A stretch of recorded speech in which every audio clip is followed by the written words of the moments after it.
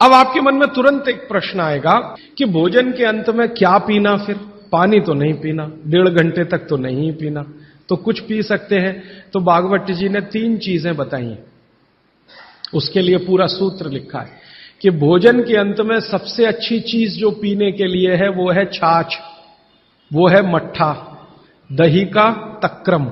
जो शब्द उन्होंने इस्तेमाल किया वो तक्रम, तक्रम माने यही है लगभग छाछ मट्ठा के आसपास की चीज, तक्रम।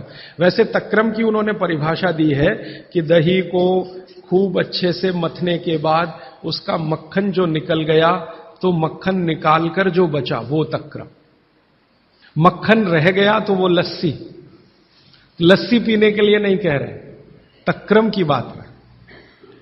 तो आप भोजन के बाद जो सबसे अच्छी चीज पी सकते हैं वो है छाछ, वो है मट्ठा। मट्ठा शब्द एकदम अच्छा है, हिंदी का शब्द शायद आप सब समझते हैं, गुजराती हैं तो छाछ आप अच्छे से समझते हैं। तो छाछ पिए हैं या मट्ठा पिए हैं, ये सबसे अच्छी चीज।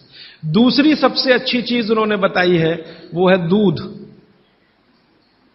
दूध दूसरी सबसे अच्छी चीज। और तीसरी सबसे अच्छी चीज बताई है फल का रस, कोई भी फल का रस, लेकिन वो कह रहे हैं मौसमी फल का रस, जिस मौसम में जो फल आता है उसका रस, माने मौसम के विरुद्ध के फल नहीं। आज का मौसम आम का नहीं है तो आम का रस अभी पिए तो नहीं चलेगा। आज का मौसम गन्ने के रस का है तो गन्ने का रस ही पिए।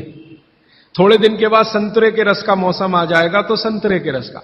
भागवती जी कहते हैं कि जो चीज प्रकृति ने जिस समय में प्रचुर मात्रा में उपलब्ध कराई हो उसका रस।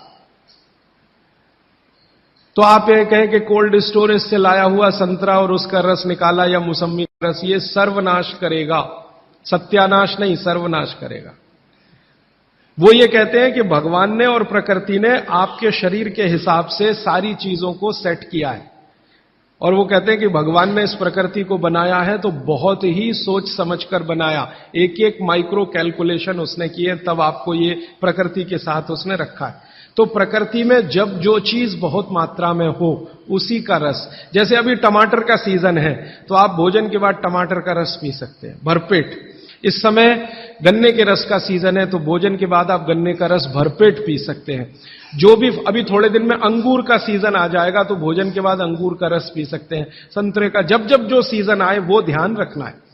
अब इसमें आगे एक सूत्र है वो बहुत महत्व का है। भागवती जी कहते हैं मट्ठा या छाछ कब पीना, दूध कब पीना, रस कब पीना। तो उसके लिए उन्होंने बहुत स्पष्ट और बहुत जोर देकर ये कहा है कि मट्ठा हमेशा